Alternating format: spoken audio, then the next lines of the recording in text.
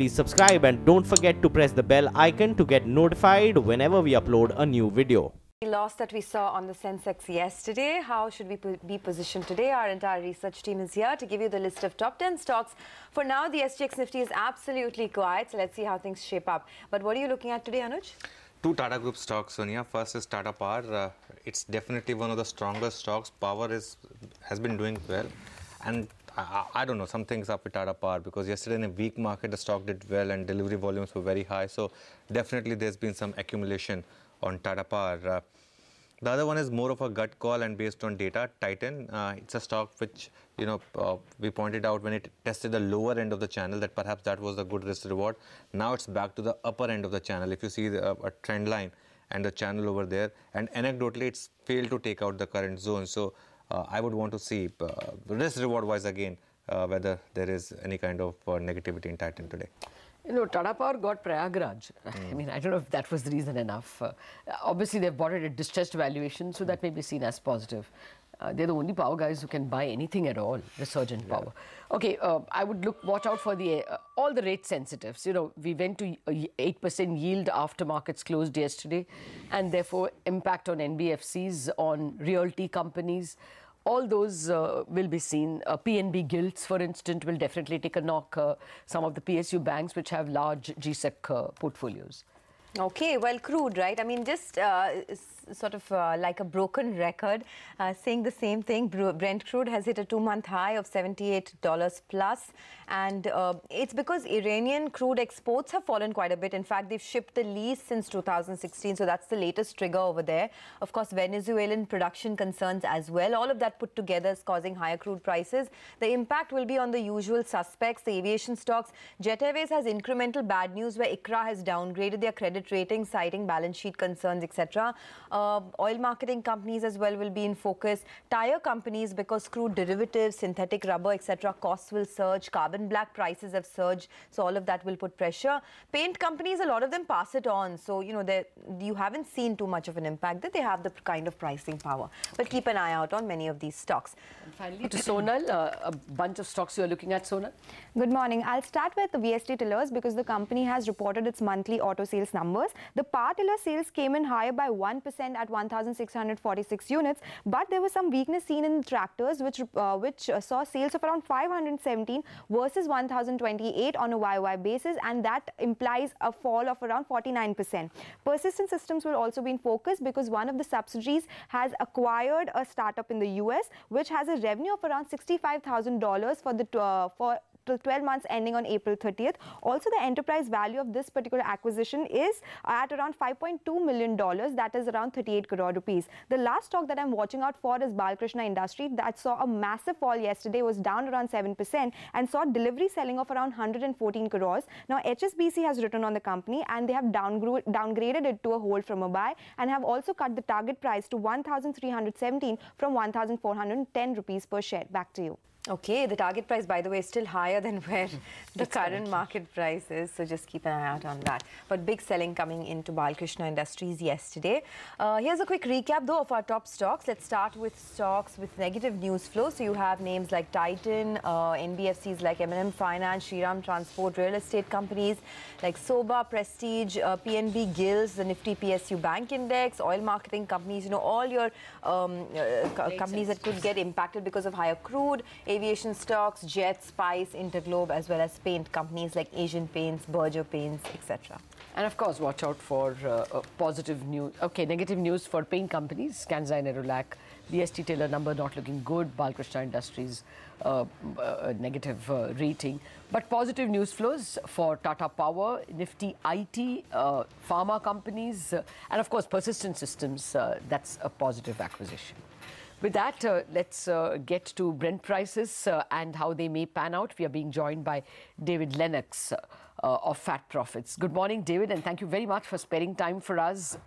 Well, this Iranian problem, how much worse can it get? What should we be prepared for, say, for the month of September?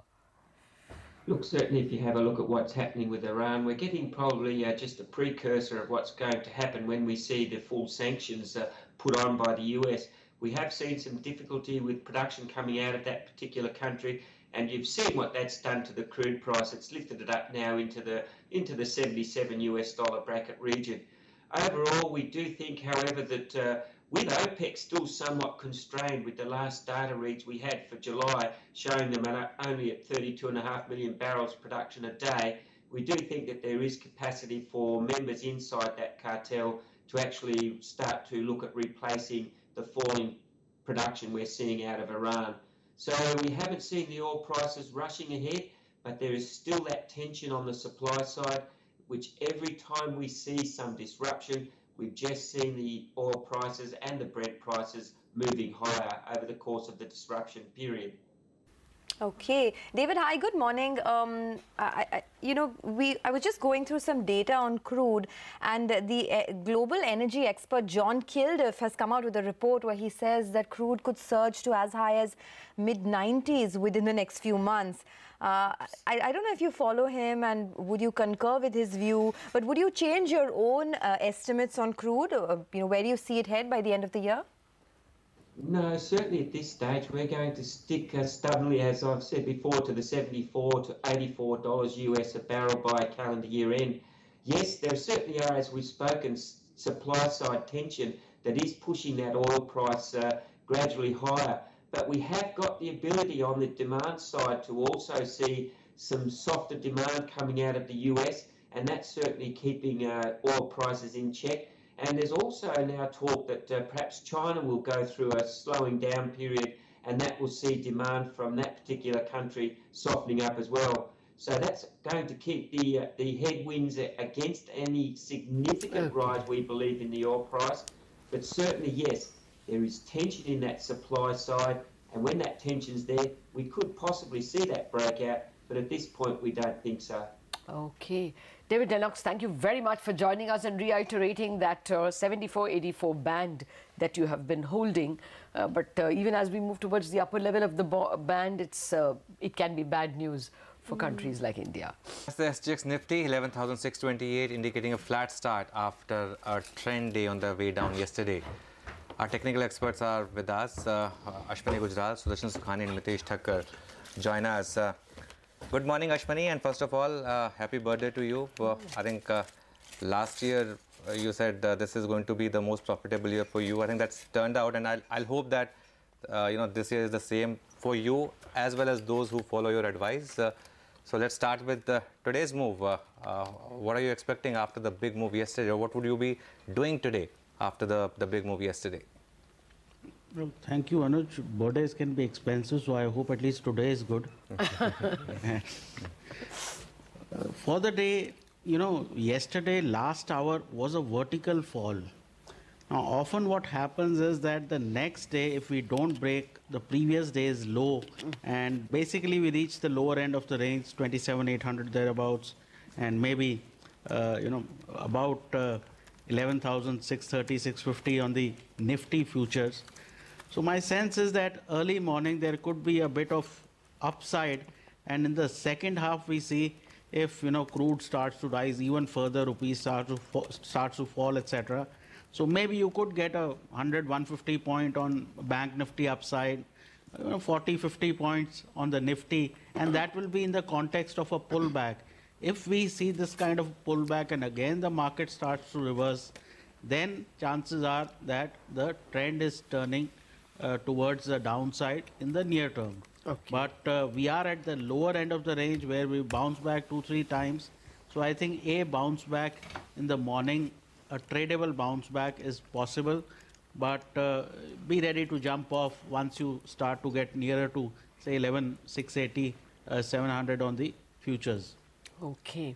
Well, very happy birthday to you, Ashwani. It's always been a pleasure listening to you, and here's wishing you health and happiness and great calls throughout the year. Okay, with that, let me move to Sudarshan. Sudarshan, what would you do? Do you admit that the day could actually give you a trading bounce? What is the positional trade actually? Yeah, good morning. Well, the positional trade is that there is no trade open because yesterday's long positions were stopped out rather fast. That was very quick. We bought a dip and the dip went deeper. Now the Nifty is in a trading range of some kind. let's assume that support is coming somewhere around 17,550 and we are almost there. And resistance is now visible at 11,750, I'm sorry. So we at the lower end of the trading range, there are two possibilities. The markets may stall here and then try to take out and go towards the higher end again, or it may stall and then eventually break support. Therefore, there is no, since the trend is up, I would still be saying we are willing to buy, but this is not a buy on dips day. The Nifty needs to give us an affirmation of strength before we buy. So we wait. If 11,600 is taken out on the upside, which is about 20 points from where we closed, then a buying opportunity comes with a tight stop below today's low. So we want strength before we buy. But the bigger problem is coming in the Nifty bank, and that's the chart we should all be watching. After having gone through a consolidation and a trading range for almost 3-4 weeks, when the Nifty was going up, the Nifty bank was not doing anything. After 4 weeks, it's on the verge of breaking on the downside. So if the Nifty bank breaks below 27,800 and stays there, then I don't think the Nifty is going to do something independently. So the focus should be on the Nifty bank. If those levels are broken, then don't take the Nifty trade, even if it rallies. It's a confusing day, but this is how you should play it. Okay, it may be confusing, but you've made it simpler for us by explaining the strategy. Ashwini, all the birthday wishes are out of the way, but you didn't tell us what your wishes for the year. I mean, last year you wanted it to be the most profitable, and it turned out to be that way. So do you have any more wishes left? See, the whole idea of trading is to keep growing your size, and that way, do bigger volume and, reduce the hurdle rate to make even more money. And that should be the call that all traders should have. That should be a wish that everybody should have. If you're doing 1,000 shares this year, do 2,000 next year, 3,000 the year after, and that will grow your profits at that time. Don't worry about trading calls as much. Okay, that's that's a fair point, right? Grow your volumes. Everything will settle down later. But what about trading calls then? Mitesh Thakkar is also with us. Mitesh, hi, good morning. It was a tricky day yesterday. I mean, if you had taken short positions yesterday, you would have made money. But do you think the same strategy would play out today, or it won't be so easy? Good morning. I don't think so. We are still in that aggressive shorting mode. Yes, a lot of stocks did break down, but I think, what appears to me is that market was extremely overheated. We are very overbought, and I think we're just giving a stronger pullback than what we have seen in the last few days. So one, yesterday's low, which is close to about 11,585, 600 support zone, becomes important. If we break that, another 80 to 100 points could happen on the downside. But I'm not sure that we are looking at a big decline below 11,500 any which ways. It might be a market which might take its own breather now that the first profit booking round has started, and we might see 11,750 play out as top in the short term. But I think maybe it could turn out to be after a couple of days of consolidation, a couple of days of correction, it could play out as some kind of consolidation. So one, keep it high on 11,585 or closer to yesterday's lows level. If that breaks, another 80-100 points could happen. But for me, that will be a buying opportunity. Okay, let's discuss individual stocks then. Ashwani, before we go through your list, I just wanted your thoughts on Bajaj Finance, which had a big decline yesterday. How would you approach that stock, and of course, the rest of your trading calls? Well, given that it's been a leader for the last 3 or 4 years, it will have, these bouts of sharp correction. It's already down about 10%. I think another 5-6%, around 2,600. This should be bought, and that is the theme of today's stocks. That good stocks which fell 4 to 5% yesterday are going through those sharp bouts of profit booking, and people should use those bouts of profit booking maybe a few days from now to buy into these stocks. But for the day, they have weakened and more correction could be on the way. So Escorts is a sell with a stop of 842, target of 810. HUL is a sell with a stop of 1780, target of 1660. Bajaj Finance is a sell with a stop of 2750, target of 2675. EIL is a buy with a stop of 132, target of 144. And Dr. Reddy is a buy with a stop of 2570, target of 2650. Okay, so that's by Pharma and Tech. Sudarshan, your individual strategies today? Well, it's a mix of buying and selling. So Kotak Bank, which has been outperforming and has now come to a standstill, is a buying opportunity. That would probably happen while we buy the bank independently, Kotak. This would happen if the Nifty Bank also finds support at current levels. We'll find out. Don't link the two, just buy the stock independently. JSW Steel is a buy. It's an outperforming stock in the metals sector, and even in today's environment, outperformers should be looked at and bought into. HCL Tech is a buy. Same story, IT and Pharma are doing well. We are talking about Pharma every day, so it's not in the list today. IT is. There are two short sales, Z Entertainment, which is in some kind of a bear market now. It keeps on coming in my short list and keeps on falling. And Indiabulls Housing Finance, where it's the stock is on the verge of breaking a strong support level. Okay, Mitesh, in your list you have HUL as a sell call. Is it just a trading call, or do you think even investors should perhaps book out of HUL for at least, the time being? I think for the time being, it looks like more of a trading call. We had a very big negative candlestick or price bar yesterday, which kind of ate into a couple of days of advances. So clearly, I think profit booking is more severe. I think getting past 1730 in the short term would be difficult for the stock, and it can correct about 1650 odd level. So we're not looking at a big decline, but more of a trading profit booking led decline. So sell with a stop at 1730. Try to sell it in the range of about 1705 to about 1710. And look for targets of 1650. And the rest three are buy calls. I have a buy on CESC with a very tight stop at 1007. Look for targets of 1045. Also a buy on Mindtree, where the chart setup is quite positive. So buy with a stop at 1084 for 1135 as your short-term target. And NCC held out very well in the weak market yesterday. The candlestick pattern is quite positive. The indicator setup is quite positive. So that's a buy with a stop below 101. Look for 109 as the short-term target. Okay. But just a word, Mitesh, if, well, you all are calling a sell on the likes of Bajaj Finance and Indiabulls. I mean, the fundamental reason for that is that bond yields have risen, and that always makes money expensive for these kind of guys. But they are top of the rung, Bajaj Finance types.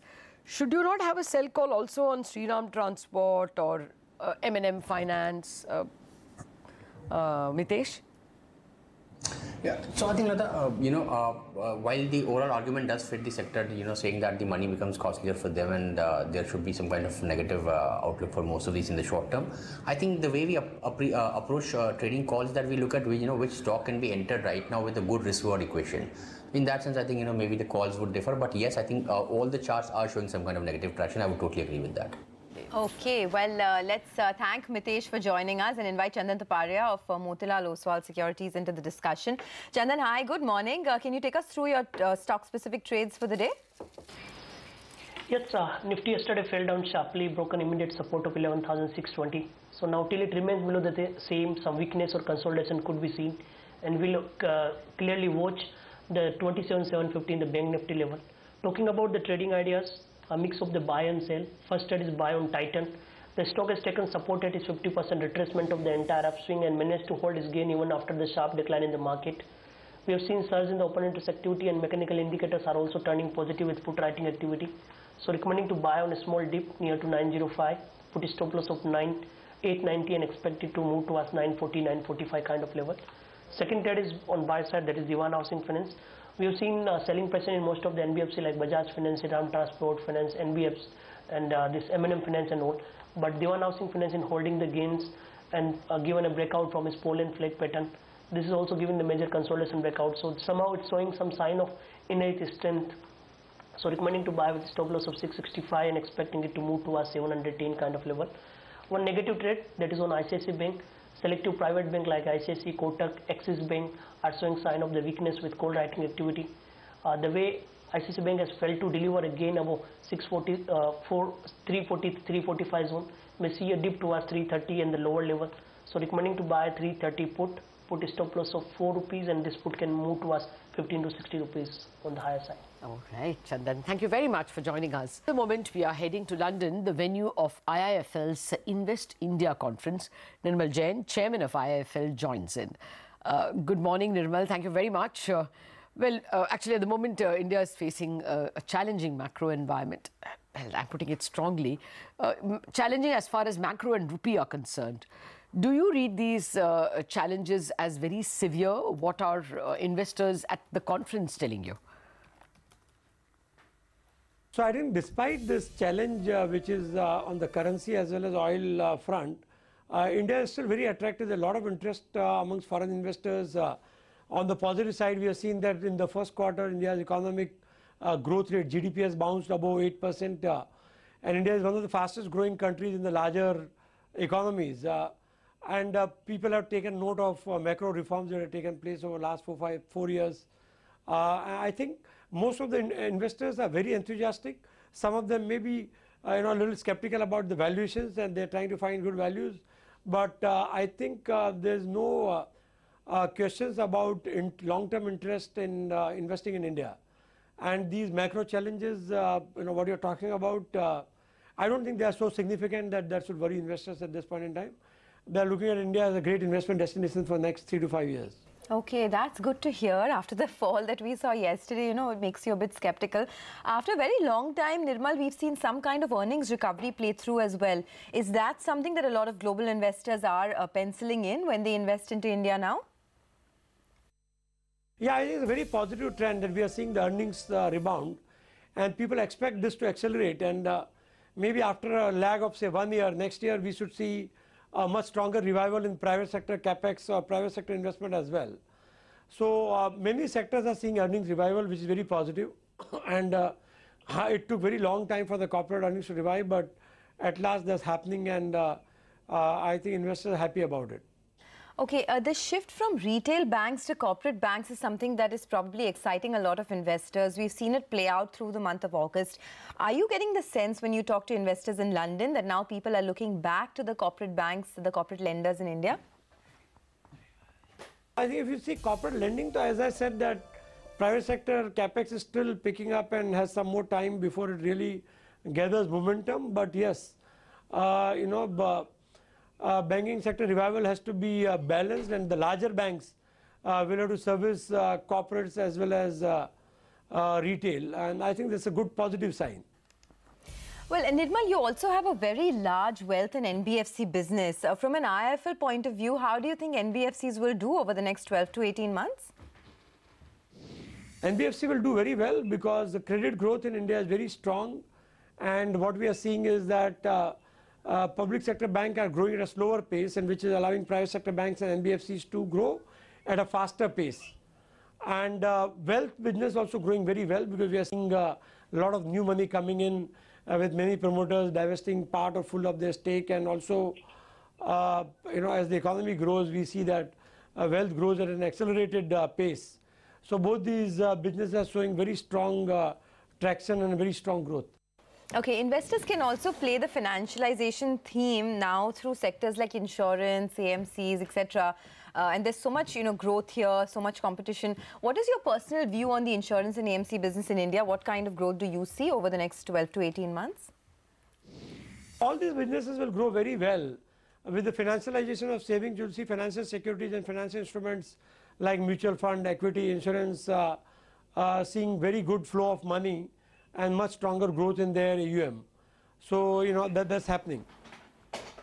Yesterday, we did see a big sell-off in the market, and a lot of people are talking about risks like crude, the rupee, the twin deficits, etc. According to you, what are the key risks that the Indian equity markets face currently? So one is, of course, the oil and the oil prices, because that can impact our currency, our fiscal deficit, as well as our current account deficit. Fiscal deficit because still the price, you may not be able to pass on the entire price hike if it is very steep. And second is geopolitical problems outside, if it happens or it flares up, anything going wrong with the market sentiment, and therefore emerging market obviously will impact India as well. Okay, Nirmal, thanks a lot for joining us, and you have a great conference.